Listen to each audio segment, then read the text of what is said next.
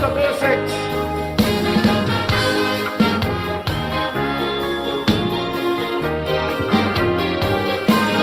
Merry New Year, ladies and gentlemen. Once again, this is straight, die-hard, genuine, authentic high school. This is how the story goes.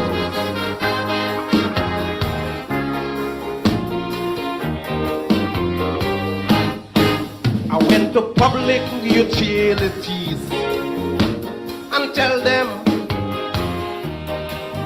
disconnect them facilities, 'cause me want them. I tried to contact the ombudsman, but never in office. I'm going to file me an injunction on public service. But every time a heavy rain fall, by me don't have no current at all. They spoil the TV, they spoil my fridge, they nearly kill me with low voltage. Now before they make me a lunatic, I'm going back to basic.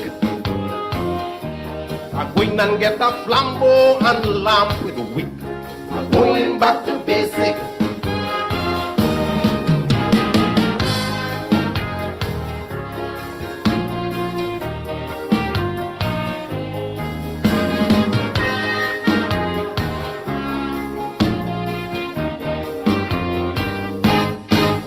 Call me fans and I call me friends to let them know that if they have a message to send, tell Tempo. And if they come home and they see me, tell me neighbor, or get a pen and a writing pad and write a letter. 'Cause DSPT does make me weep. One of the days when old talk was cheap, I make a phone call to Talbaro and I get a phone bill to Mexico. Oh my lad, before they kill me and kill me quick, I'm going back to basic. A piece of malling and two climpan wouldn't do the trick. I'm going back to basic.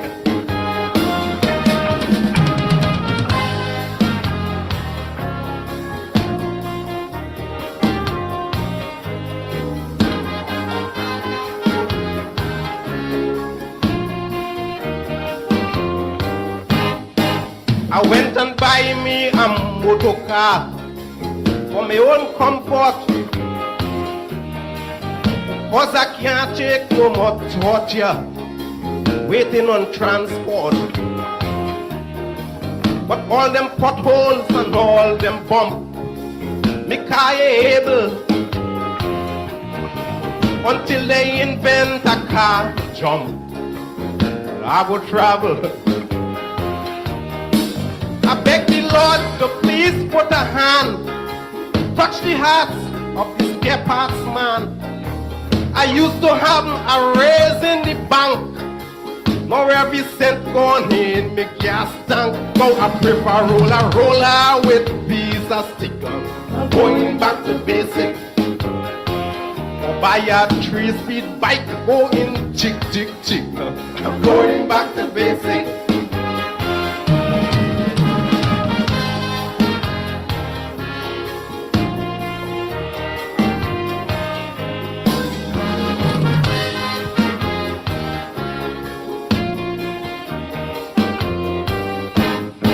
Now the only competent source that really working is when you can't pay your bills on time. They come cutting.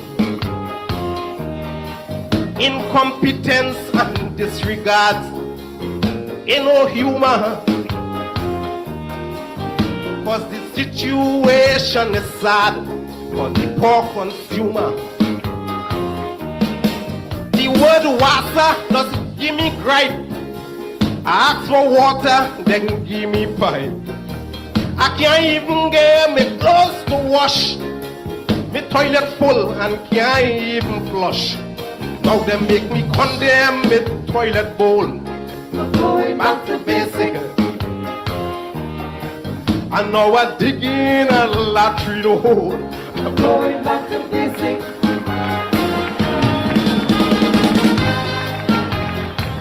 Yes! You like it? I do. Trinidad Rio. Trinidad Rio. Back to basics.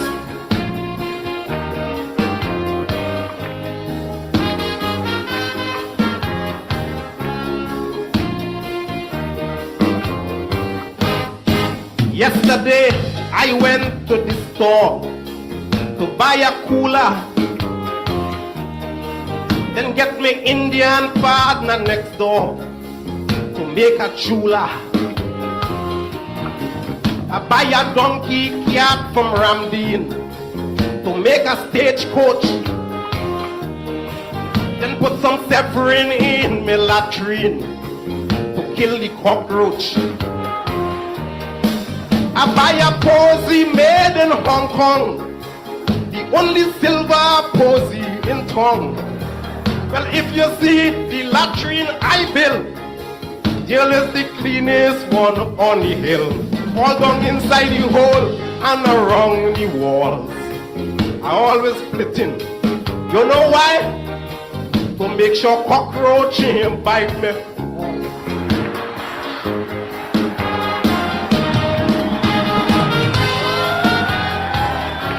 Trinidad Rio.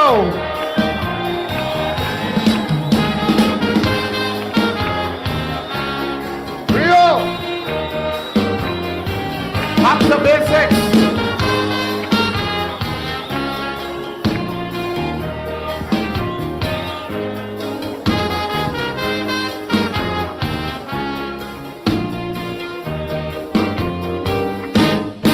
Long time me, Gypsy and Kokro. Back in the earlys, we used to go downtown after show, pick up the ladies, window shop, take them along, buy them a roti, then find the cheapest hotel in town and make a pakoti. But time changes and so do we. So put that down in Kaiso history. But if you should do the same today, it's like a game, a Russian roulette. So now before one of them get me sick, I'm going back to basic. I prefer sit down in a corner and going back to basic. Prefer roller with piece of sticker. I'm going back to basic. Buy a 3-speed bike, go in chick, chick, chick. I'm going back to basic.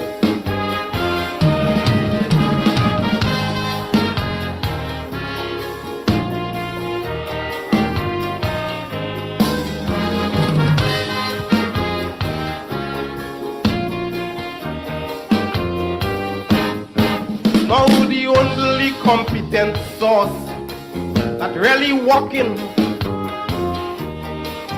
when you can't pay your bills on time. They come cutting. Incompetence and disregard. Ain't no humor. Cause the situation is sad for the poor consumer. The word water doesn't give me gripe. I ask for water, then give me pipe. I can't even get me clothes to wash. Me toilet full and can't even flush. Now they make me condemn me toilet bowl. I'm going back to basic.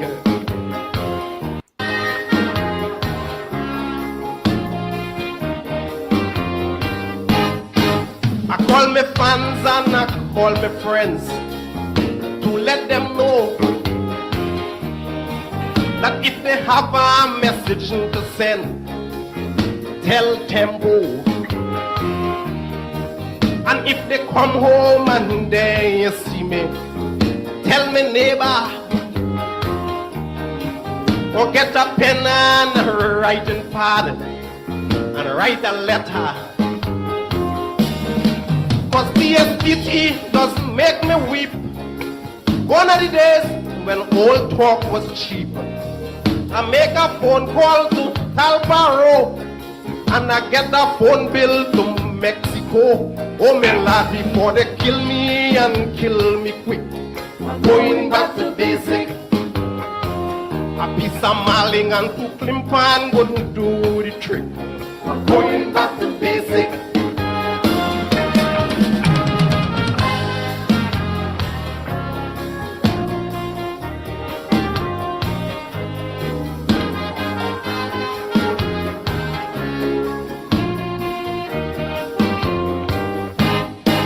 I went and buy me a motor car for my own comfort, cause I can't take no more torture waiting on transport. But all them potholes and all them bumps, me car ain't able until they invent a car jump. I will travel. I beg the Lord to please put a hand, touch the hearts of this spare parts man. I used to have a raise in the bank. Now every cent gone in me gas tank. Now I prefer roller with piece of sticker. I'm going back to basic. Or buy a 3-speed bike, go in chick. I'm going. Trinidad, Daniel, Rio are going back to basic. Are going back to basics. Until they invent a car that jumps so. Are going back to basic. I prefer to roll a tire with 2 pieces of stick.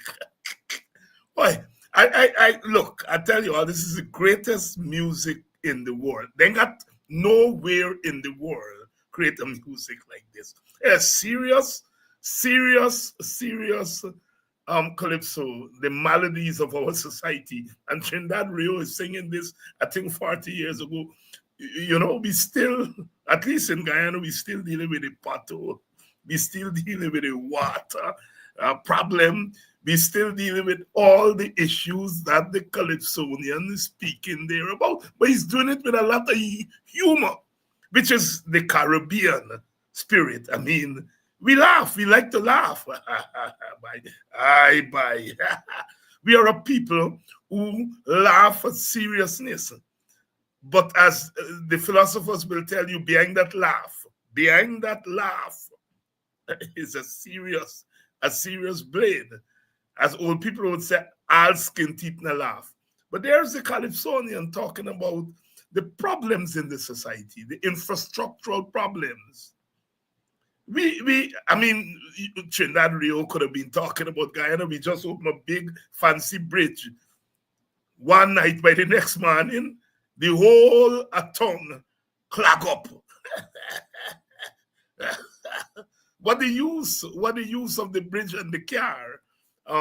Really serious music. I think it is the greatest musical genre in the world. And when you think about the origins of calypso, certainly it's on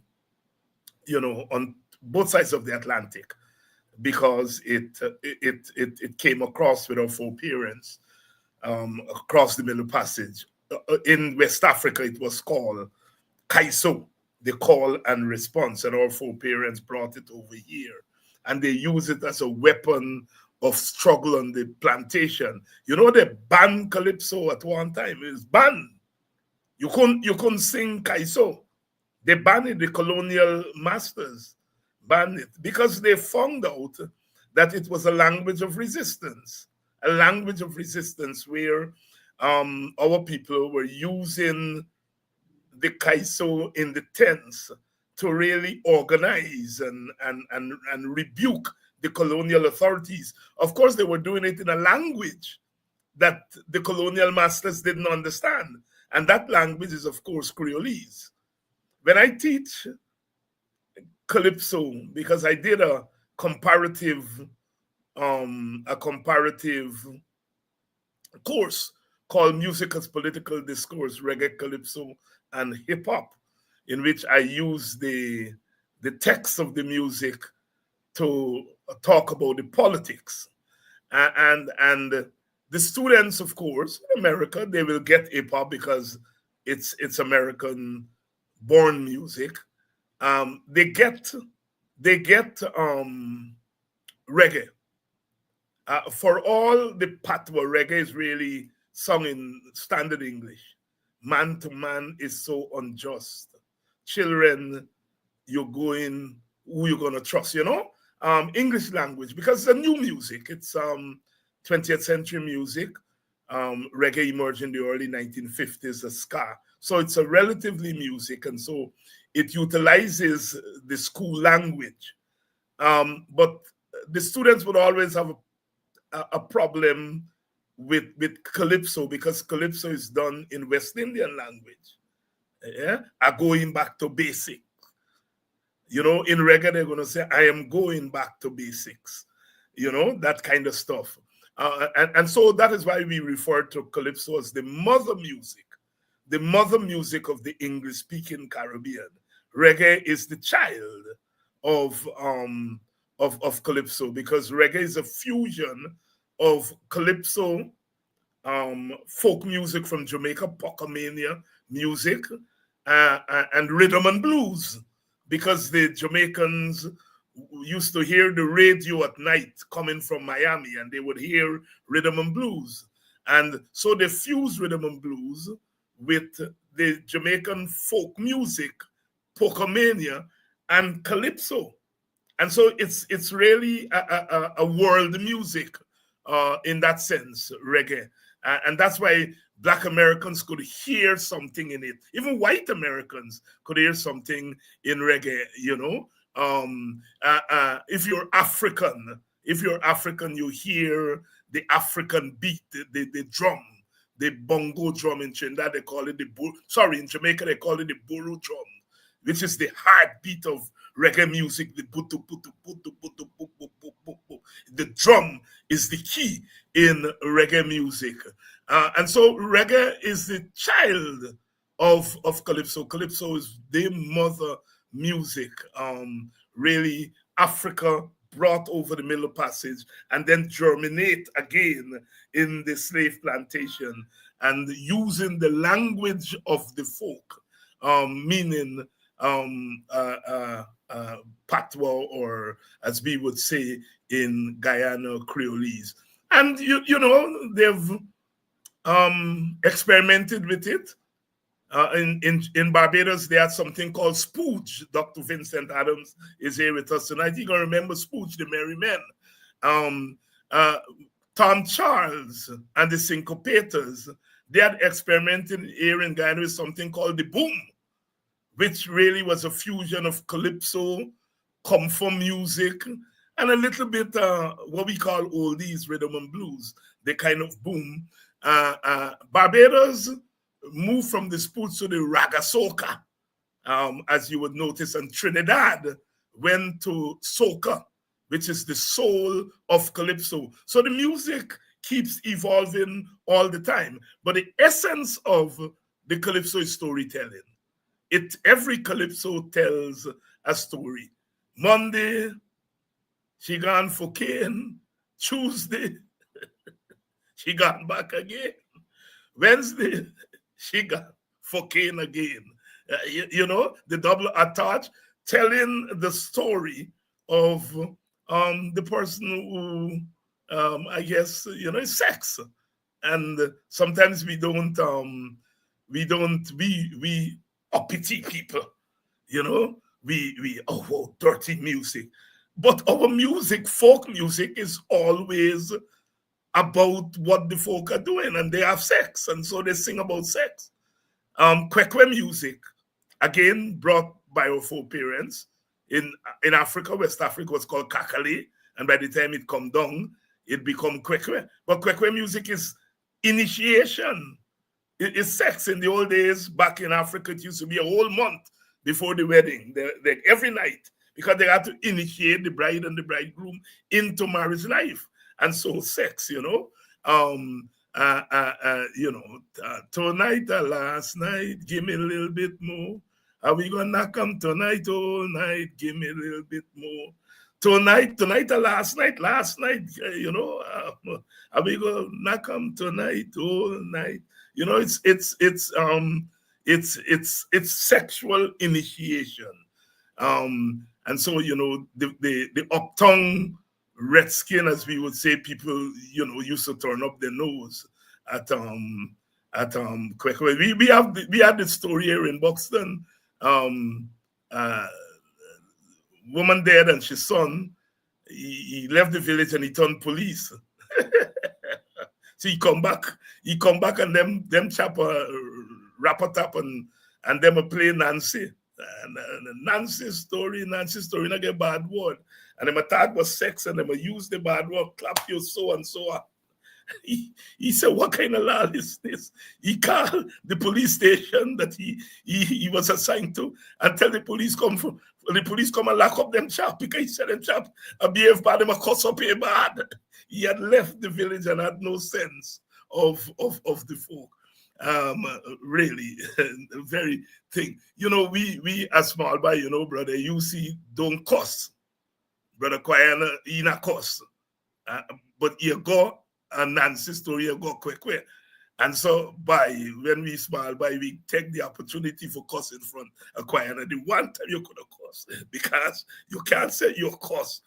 Long time, when Guyana walk in, and then by a gambler the road corner, nicking your mother. Good evening, brother, you see Jambo. But the one time your uncle says so is when you're playing quick, where you're playing Nancy, which is about the folk. Good evening to all of you all tonight, and we are back to Friday night. It's always that night, and it always used to be Dr. Vincent Adams' night.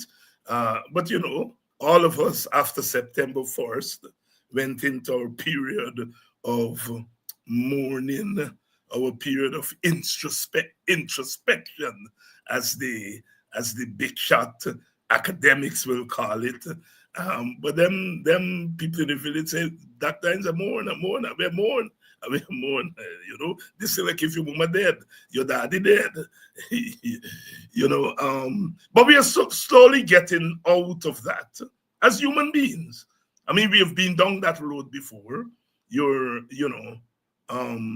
Pick yourself up, dust yourself off, and keep moving on, to quote from a calypso by Winston Gypsy Peters. Pick yourself up, dust yourself off. And I think we are doing that. We are much more comfortable now in recognizing that it's not the end of the world. So there are lots to talk about. Today was high drama in Georgetown, as they would say. High drama in Georgetown, Guyana. Coming out of Sunday night with a big bomb blast. And before the Sunday night, we had the last weekend where they shove the Justice Cummings out, and we had that political drama. So lots to talk about tonight with Dr. Adams, and he hasn't been on for a while. So he's fresh like a rose. He had enough time to cry, mourn, and lie down, sleep. And, here we are, almost 2 months after the September 4th election. Still trying to make sense of what's going on, but the world moves on, the country moves on, and here we are. Good evening to you, Dennis Booker. It's good to see Danet Booker. Danet, man, see Danet for a long time. Danet don't come to boxing no more. Danet don't say, I'm living in Pennsylvania. She said, Dr. Hines, Danet joining from PA. She playing big shot for me. She's joining from PA. Danet, we miss you in Buxton, and you must come. You stay away too long. And by the time you come, according to Mojo, and then by the time you come, you get clear, because you're there in the cold in PA, Philadelphia, PA. Good evening. Who's this? Nejo is watching from NYC. You see what I'm talking about? They're in New York. NYC, New York City. Man, you can't stop we Guyanese and West Indian people, you know. We bad like a whole bag of dark free. Good night to you, Quasi. I'm seeing some old friends. We made it this week. Yes, Beverly, you know, I like the gaff thing, you know. Yeah, you couldn't grow up in Christianborg or Buxton or Golden Grove, Anns Grove, Pleasance, wherever, and gaff there all wrong you. Because when them big man a gaff is real gaff. And when them big lady a gaff, you say, they must sit down, them attack name, them a thing, but it's all the gaff. And we come from a culture. We are now calling it in university oral culture. You know, they get big words for it now. But that's how we pass down our heritage, by gaffing. And so, you know, I mean, gaff is very much part of our culture. Good evening to everyone. Good evening to my villagers in Buxton. I don't forget you all, but you all know that I is Buxtonian, but as you all would say, I is also international. So I got to give people my peas, and it can't be Buxton all the time. Good evening to Orrin Newton, who is causing a lot of trouble with a lot of things. And but it's good. He's a part owner of the program. Good evening to you in Mackenzie, Wismar, Christianborg, all over. Good evening. Look, my friend, my Congo friend, Lynette, Congo Creole. Hey, Congo Creole. Lynette, what you do, girl? Oh, Congo people, serious people, but they not make joke. Congo people. It's good to see that we still have aspects of the culture. Of course, the culture is colliding with the changes in society, but it's still there. I always say, you know, when I go out, these days I don't get out too often, but when I take a little outing and go out, to see young people in their 20s dancing oldies, it warms my heart. Because this music is oldies music. But if you see how them little by the foot, it's sweet. And in many regards, they're better than our generation. Because, you know, they get the soca rhythm and the dancehall rhythm, and they bring that rhythm to the oldies. So the foot kick out and spin wrong and go wrong more than with this. You know, all part of the culture. And without the culture, we are nothing. Marcus Garvey said that. A people without a culture is like a boat without navigation. Marcus Garvey visited Guyana in this month of October. We're still in October 31st, so the last day. But we're still in October. He visited here in 1937 when he made a trip from Nova Scotia in Canada right down to Guyana, and he made stops. You know, it was, I forget the name of the ship, but it was a famous ship, and it would stop in St. Lucia for a day, and he would stop there, make a speech, and then stop in Trinidad. And then when he come down to Guyana, they board the dock for about 3 days. So he ended up spending about 3 days in Guyana, 1937, October. And then on his way back up, he stopped in some other place, Barbados, and so on. Was to be his last trip through the Caribbean, because he passed away tragically in 1940 at the age of 57. He died really young. The great Marcus Messiah Garvey. And Garvey said, of course, many things. You know, the culture is important. And, you know, some of my detractors on the other side of the political divide laughing and saying, David Hines play calypso, you play thing, young black people now listen to them thing. And they want to beat even your culture out of you. But thank God, you gone out them by a plane, the one man band Stitchy and Super Ray and them, and them say, carry me back, and me move my country. The same, it's now in the dance hall. It's now in the dance hall. And those on the other side who know nothing about African culture believe that young people now listen to them kind of music. All young people do is take the music from the kwekwe ring and carry them in the dance hall. What do they know of African culture? Only African culture know? I'm paraphrasing the great C.L.R. James, who asked, what do they know of cricket? Who only cricket knows? Dr. Adams gonna like that he's a cricket man. And people been asking about the cricket show. We getting to restart. Dr. Vincent Adams. Good night, Dr. Hines, and welcome again to our devoted listeners, Friday night listeners. we know that they make a lot of sacrifices of their Friday night to come and say they could go. You know, there are lots of places to go hang out on Friday nights to relax, but so we're thankful that they could find the time to. Yes, and you know, when we see Matty too long, you say, God bless me eyesight. God bless me eyesight. Me and see you long. Yep.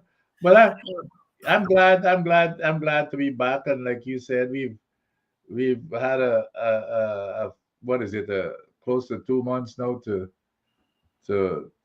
have an introspection or to mourn, if you will. But it's, you know, Dr. Hines, and it's not so much mourning about ourselves. You and I are okay. Yeah. Okay, we've lived our lives. We still got a lot more to go. However, you know, we are more worried about the younger, the population who may not have the kind of opportunity of freedom that we had. We never grew up in a country that was rich, but we never knew that we were poor because we had that freedom to express ourselves and the opportunity to advance ourselves. But you know, so that's what I fear most. Of obviously the people who are well off or who've got connections to the government, they're rejoicing. But is that majority of the population that is poor? You know, more than half of the population is below the age of 26. So that's the population that I worry about. And but you know, we will keep fighting for them. We will keep fighting. And you know, one of the things I like about our program and our viewers, you know, and something that I learned from Walter Rodney and Guyana. Walter Rodney said, you know, when he went to Jamaica and they didn't want him to teach African history in the university, he went to the street corners and started to teach African history there. And he found when he went to the street corners that people were teaching him African history, especially the Rastafarians who were very much in touch with African history. And, you know, we talked about the ship that Marcus Garvey traveled on, or when he came in 1937, and somebody give you the answer there right away, the Federal Maple.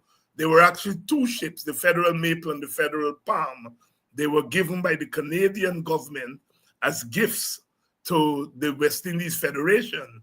As we know, the Federation from 58 to 62. But long before the Federation, those ships had been plying, and Marcus Garvey came on the Federal Maple. Thank you very much. And and that's why I like doing this, because when you get stumped and you can't remember something, within minutes, somebody on this program will tell you the answer.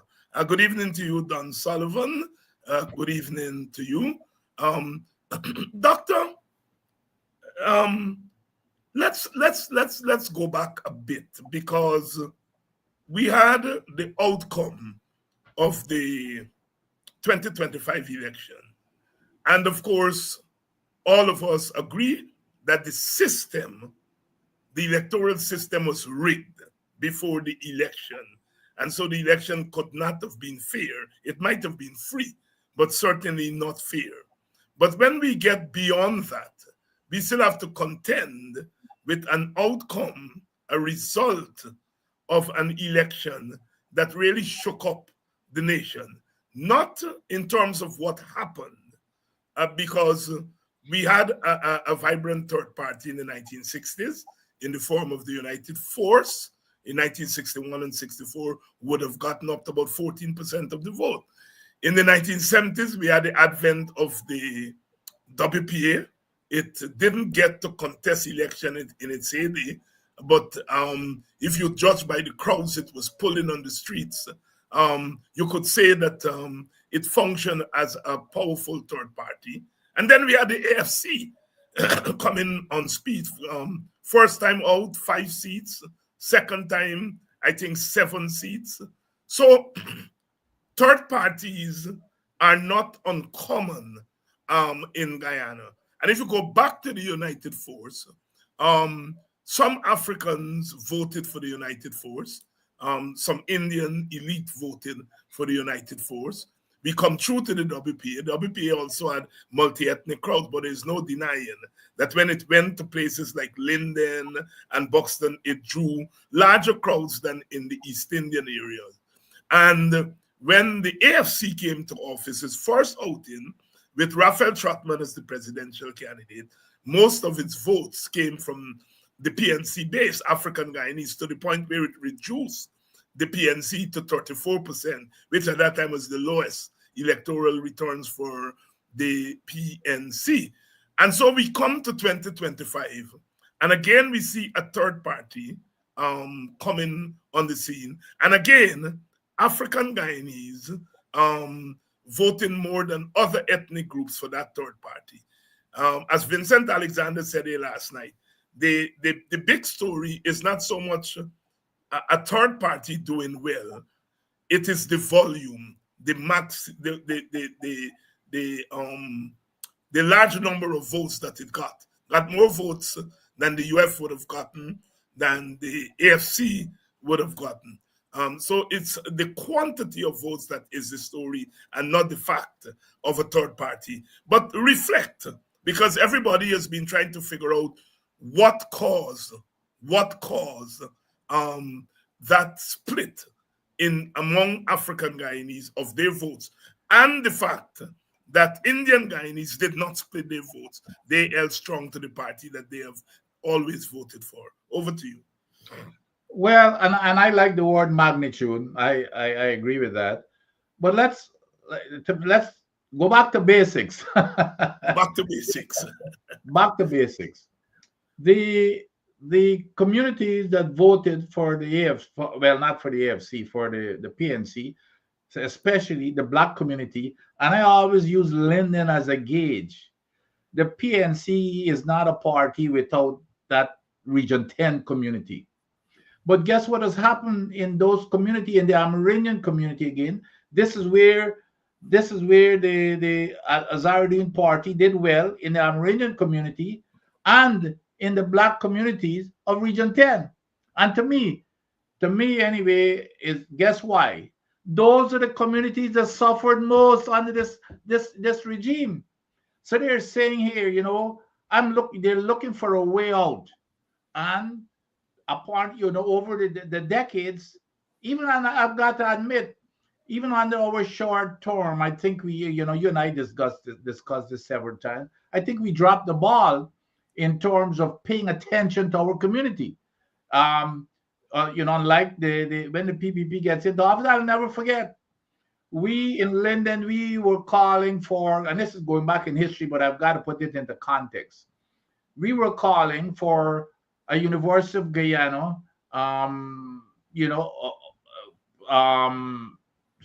faculty, especially in mining, but we were calling for a part of the University of Guyana to be established in Linden, even going way back under the PNC administration. Never happened. We had kids who had to travel from Linden all the way to Georgetown. A lot of them did not go to university because they couldn't afford to do it. Guess the PPP came into office after 1992. The first thing they did, guess what they did, Doctor? Establish a campus on the quarantine. But I use that as just one example of where the communities that supported the PNC, or the disadvantaged communities, Linden, for example, or Region 10, and the Amerindian communities who were left behind decided, well, this here looks like an opportunity. And if you notice how Azardine campaigned, he showed up at these meetings. He didn't say much, but he listened to people, and people can see that he's listening, he's taking notes, and he's even used a lot of his own money to give people like housing. You always ask, what are your problems, and a lot of people who had some personal problems, he fixed it by giving homes and that type of stuff. So that's what the appeal was. And the other thing is, the guy is young, so he lived in this generation where more than half of the population is below the age of 26. So he appealed to them, and I think that was the difference. It was, to me, it was people, because people always wanted a third party. By the way, like at least in my time, as you recall, going back to you mentioned some of those. The WPA was a very popular party, and here comes the AFC. In his very first outing, I think it got 7 seats or 8 seats or something within that vicinity. So the people are always looking for that third party, and as things got worse, these communities that suffered most, both under, they're not. I don't think they, like in Linden, because I can tell you, I've even heard this when we were in power, that they were being left behind, and I think that people saw this here. What do they have to lose? You remember in our politics, what do they have to lose? And I think they throw their votes behind this Azardine guy. And it was, let me tell you, it was a very passionate support. I remember looking at the videos, and even when I talked to the folks from Linden, and when he went up there and he was walking in the real poor neighborhoods of Linden, going up the Wahafman, there were women who were coming out, and you gauge your politics by the women, looking for where the woman, because remember they're the ones who handle the household, and with the kids, they're closer to their kids and what's emotionally, and there were women who would come running out of their homes in their nightgowns, Dr. Hines. When I saw running out and saying, this is our, they were marching down the street, this is our next president. It was so enthusiastic that it caught my attention even before the election. So even though in terms of the magnitude, I thought he would have done, I always thought that he would have done well, except that I thought he would have brought second in Linden, but he had twice, in Region 10, he had twice the number of votes that the APNU had. Twice. He got over 10,000 votes. APNU got 5,000 or something. And of course, the PPP got 4,000. They increased their numbers by, I guess, just over 1,000 from the last time. But of course, the PPP votes, you always got a question that based on what happened before the voting. And then, of course, it's Region 10, so they got the Riverine votes. Yep.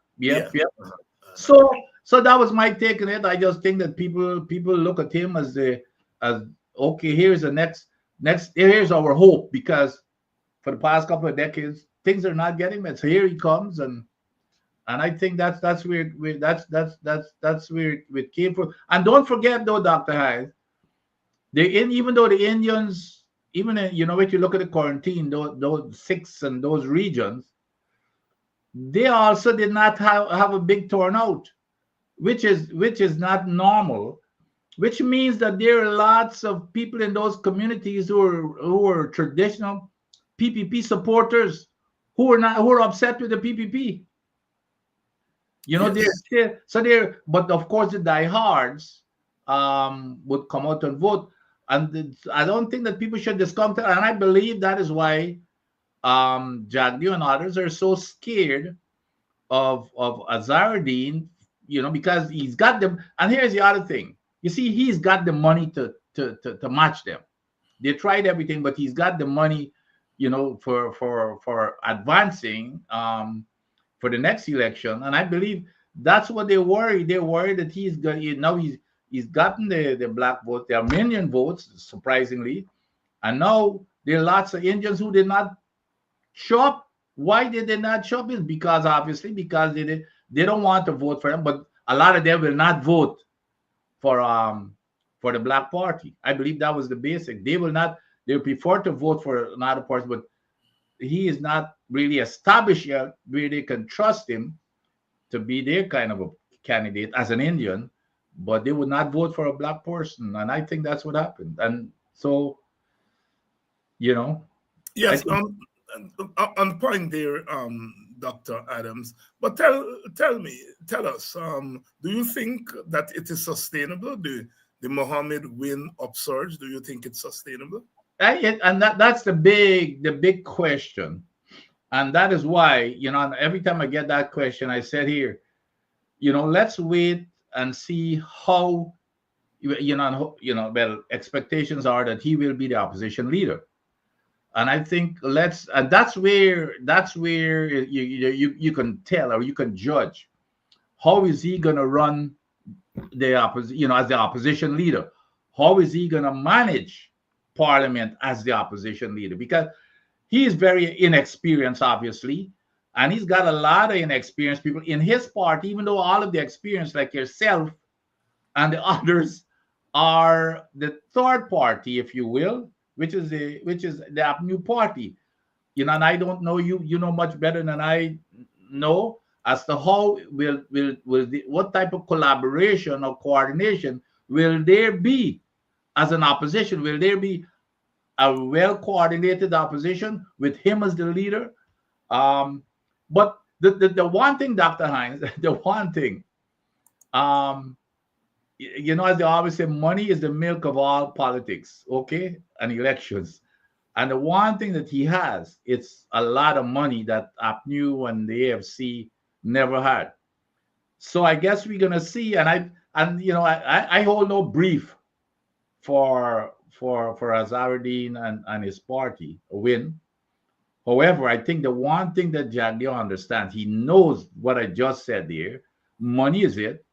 And this is the one guy, if he manages it correctly, and he's got the right people around him, even tapping into the new expertise and resources, he's got the money, and he will have the resources to match up with the PPP. And I think that's the one thing that scares the living daylights out of Mr. Jagdeo. But I think, getting back to your question, I think it's a big unknown, Dr. Hines. But if he manages right and he's got the right people, he's got one of the basic fundamentals, which is money.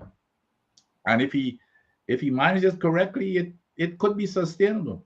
Well, at least for the next election. I think it's the next election that is really gonna between now and the next election. Because if you notice what he did from the day after the election, from based on the reports and on YouTube that I've been seeing, the very next day he was out there campaigning. He was all over the place, Linden and every place else. The very day after the next election, of course, the next big election, consequential election, will be the local government election. And so that's the big question, Dr. Hines. Talking about the big question, let's fast forward to today. Today, as we notice, he and his father were picked up based on an extradition request from the United States of America. They were went before a magistrate, granted bail, and clearly the matter is going to be in the courts. How does that, in your estimation, affect the speculation that you were making just now about whether it's sustainable or not?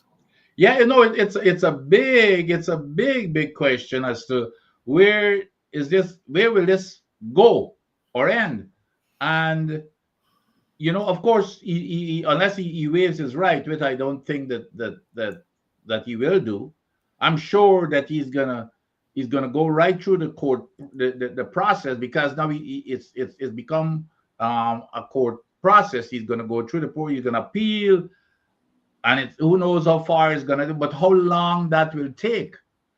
And here's the other thing, Dr. Hines, and I think this here helped him in the election. He is looked upon as a victim. Look, I saw today on the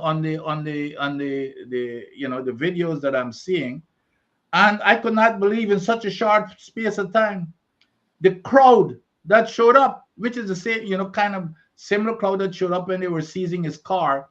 And I think it helped him in the election because we've got a PPP party that is just a bully to everybody, and people recognize that, and they're resenting it.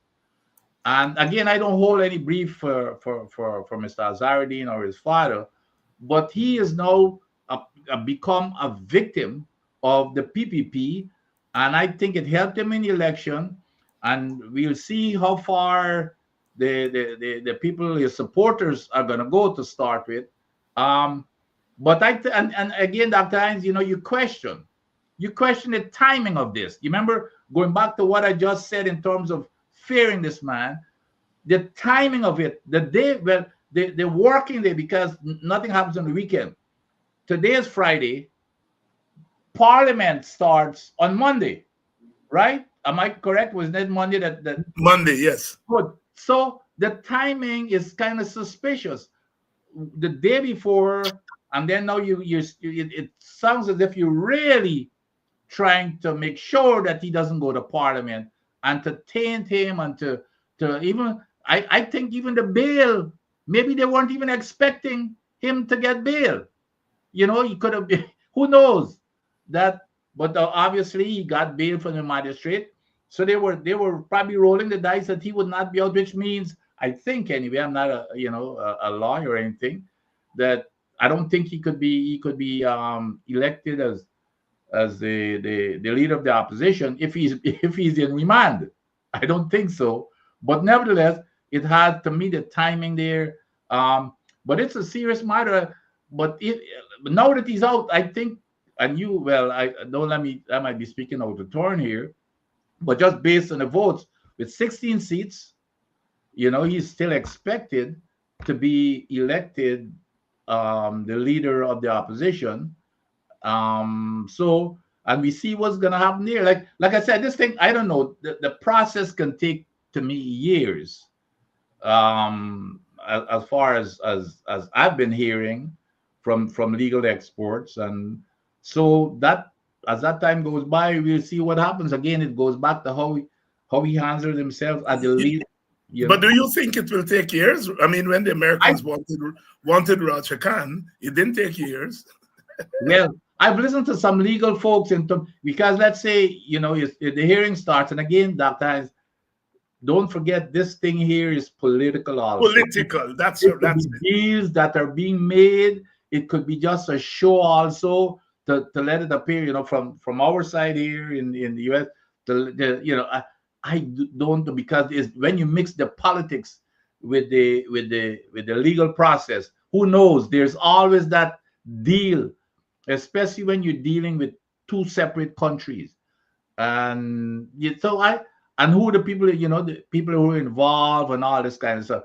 But I just speaking from some lawyers, they're saying that it could take it could very well take years. Now, okay, who knows? It might just be a few days or weeks. But so it might be the court could push this matter through within a couple of weeks. Remember, during the election campaign. That's right. They can, and that's. But then there's the politics that comes in. With the U.S. is how is the U.S. viewing this and looking at it? Is this just to say, well, we're showing that we're not going to allow this? But here's the other question I want to know, Dr. Hines. What has happened? Again, I hold no brief for Azarian, but there has to be fairness. What has happened to the PPP folks who also, were sanctioned. Mayor Thomas, for example, and then there were like 9 others, and it's so why is he and his dad the only people who are being treated this way, and the others are not being held accountable? Well, at least right now, and it would have shown more fairness for at least to come up with an explanation. Why is May Thomas not being, and she is a PPP person, and she might still be paid by the government of Guyana. So when you look at all these things, you wonder if they really how. So those are the kinds of considerations that you have to look at to figure out where will this go from now on. And like you said, it could be weeks, but some legal folks' minds are telling me it could also be years. Ordinarily, it can be years. I mean, if the government of Guyana is not forthcoming, remember our boy in Trinidad, the football man, that's been going on for years. That's the example that the people who brought it to my attention have said exactly the same thing. The guy with FIFA. Right, but in the Trinidad case, the Trinidad government, that's correct. Whether it's PNM or UNC, don't seem inclined to want to extradite him. That's exactly correct, and that's the difference. That's exactly the difference. Whereas in this case, it's the opposite. It's the opposite. And let me ask you this: Mohammed has said that he's going to sing. Why has he not started to sing? Well, again, here, but that's the other thing. When I get into the discussion, and the one thing, here is the risk. Now, I'm sure he probably has information, but the information, what he's going to sing, if he sings, he's going to sing and implicate himself. You see what I mean? He can't sing and say, well, it's somebody else. Based on the allegations, if he sings, then he's singing on himself because he can insulate himself from the singing, So if he's got stuff, he's in a bind. He's between a rock and a hard place.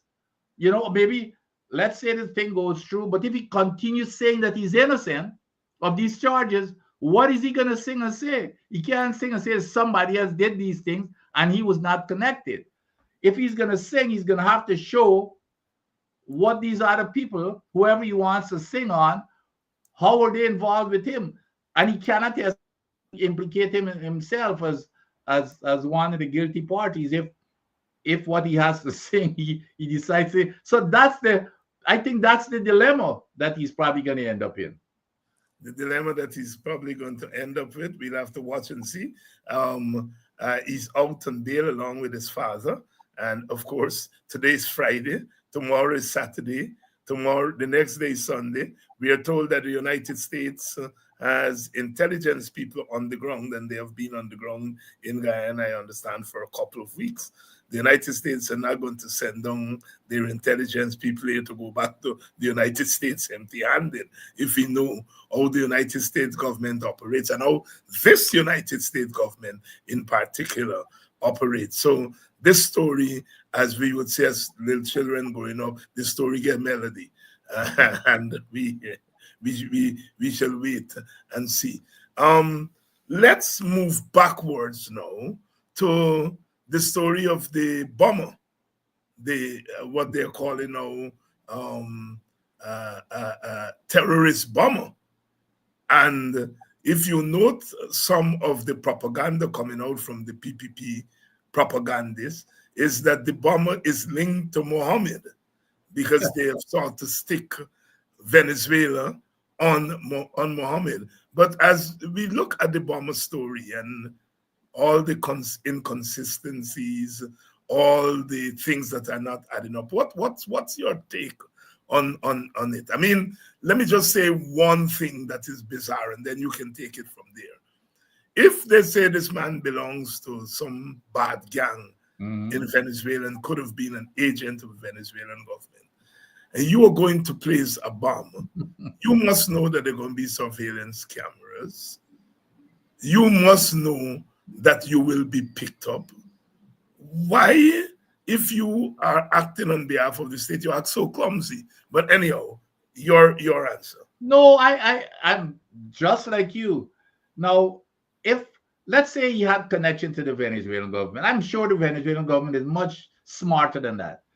They these governments they deal their terrorists are professionals. This man showed up with a big plastic bag, Dr. Hines, and then goes to put it in a garbage can next to the employee sitting right next to the garbage thing to start with. So you can see it's a big amateur. And then when she stopped him, he goes around the corner and just dropped it into some corner. That's not the way professionals operate. Okay, but they're making that connection. But who knows? Let me tell you something. There could be all kinds of scenarios that you can develop. First of all, that business. I don't know who owns that gas station and why he picked that gas station. What happens if there's bad blood between businesses or that happens, Dr. Hines? And I'm just saying those are also some scenarios that it might be something against the business instead of this whole this thing that they're trying to come this thing they're coming up with now that is connected to this Venezuelan gang and somehow with Azharuddin is involved. And I do not. What would be the motive? What would be the motive for you? That's where you start. What would be the motive for Azharuddin? They hadn't, they're just saying that he might be involved. But I would like them to come up with a motive. But they have no evidence whatsoever to link this man. But again, I think it's all the things that they're trying to do. They're trying to get rid of him by whichever way that they can. Again, I'm not connected to Azharuddin. I hold brief for him. But if you look at everything objectively, it doesn't make any sense. It doesn't make any sense whatsoever. And this man, it was so immature and stupid the way he operated. He could not have been a professional and having connection to the Venezuelan government. But I can tell you what, from a technical standpoint, which has not been talked about, I think the intent was, again, he doesn't know what he was doing, but could you imagine, do you know under those gas stations that they're tanks with gasoline? Mm-hmm. And if they really wanted it, all he had to do, or if let's say that bomb had breached the concrete, if he had put it where a pipe, those pipes that are connected, because what happens, you have these tanks full of gasoline and dieseline at the bottom of the gas station. And so if you can get it to, if he had gone to the pipes that come up from these tanks where you get the gasoline from, and somehow breach those and get that fire down there, that bomb, to get into those gasoline tanks, all hell would have broken loose for blocks upon blocks, with the explosions, what would have been happening. And I think that's what I'm saying.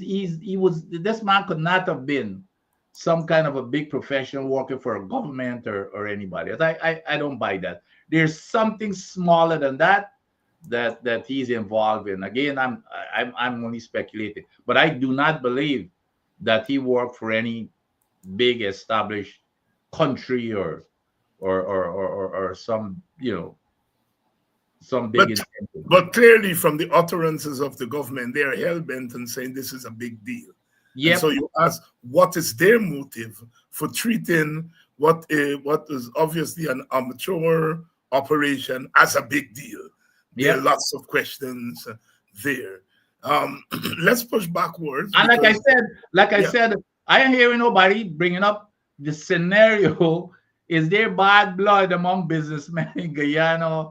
Something like this. Who on that gas station? And I'm just saying, if that's their scenario, but that's also a possible scenario. Yes, that's a possible scenario. That's a possible. But our government is not treating it as that. Our government is treating it as mercenary activity.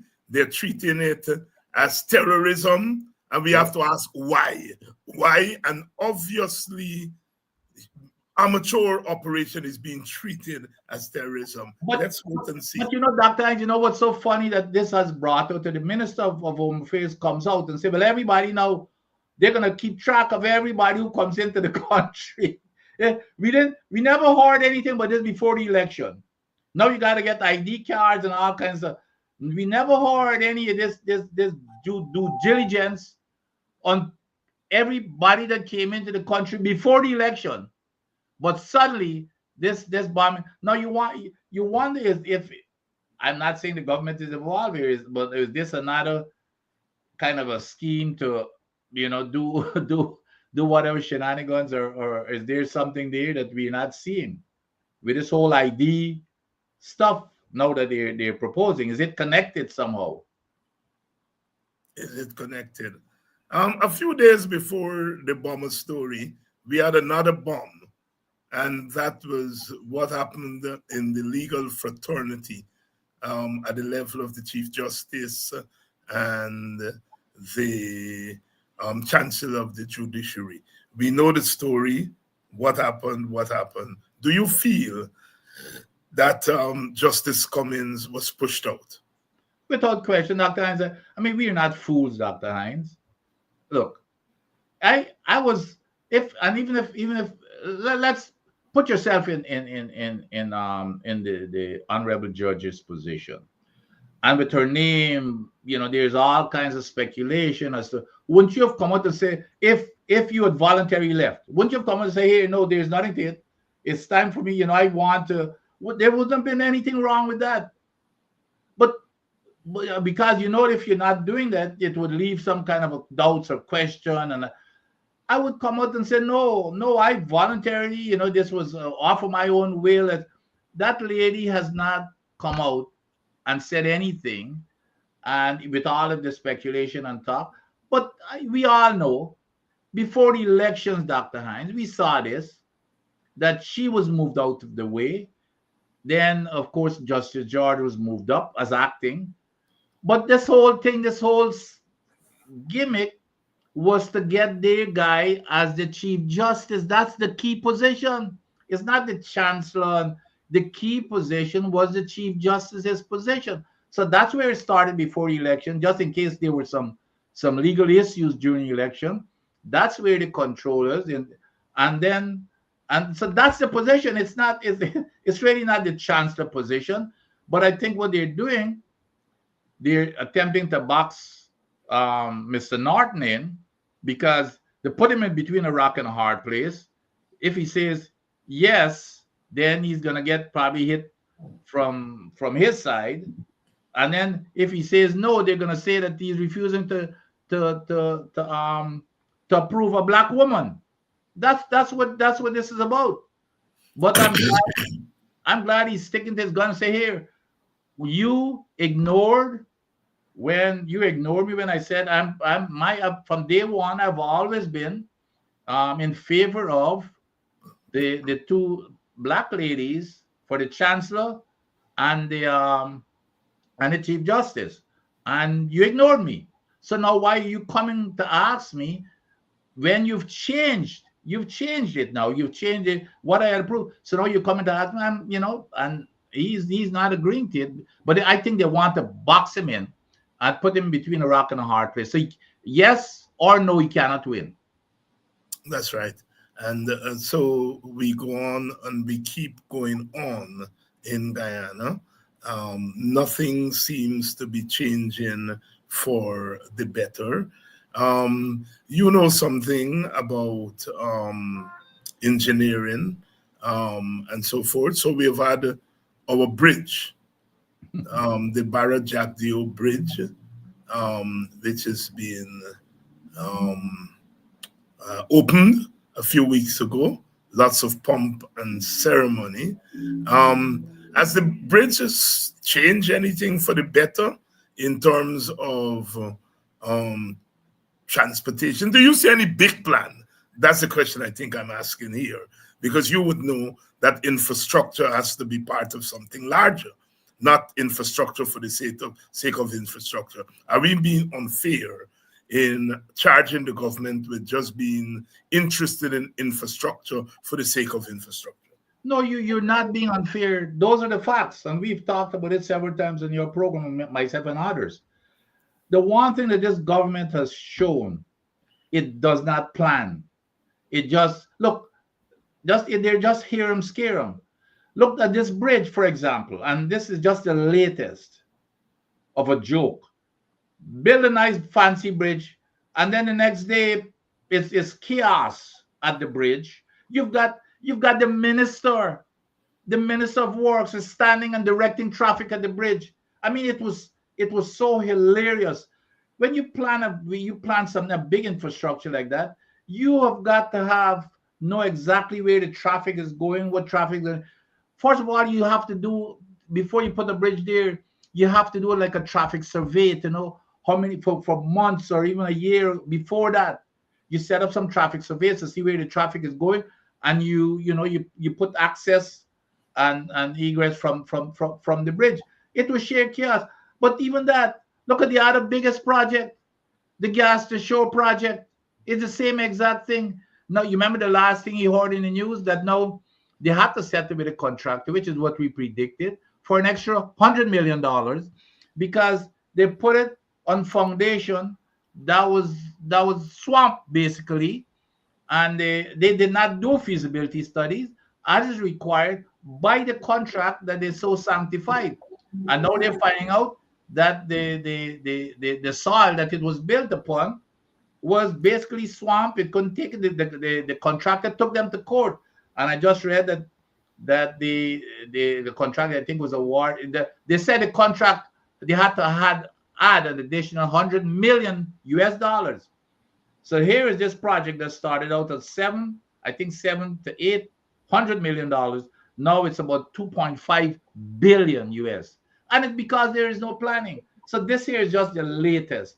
This here is just the latest to show this government. Look, you can't get away from it. So that they could not even put up a lantern post, Dr. Hines. You remember when all the lantern posts be falling down? Yes.